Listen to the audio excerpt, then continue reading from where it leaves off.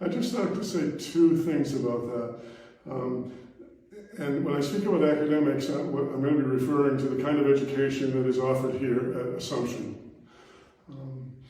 First of all, the condition that is required in order to have a relationship with God, that is to say, being drawn out of oneself, is very similar, actually, I think, to the condition that is best for receiving the kind of education that Assumption offers. What do I mean by that? Well, it's necessary in order to be able to appreciate the study of history, let's say, or the study of literature, great literature, or looking at great works of art, or even studying the natural sciences.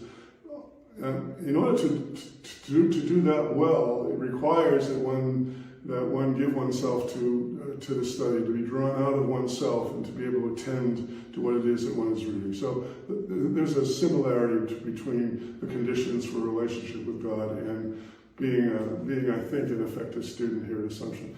The second point that I make is this, that it's characteristic of an Assumption education that it does offer specific opportunities for students to actually grow in their knowledge of God through the study of, especially the study of theology, which is required of all students.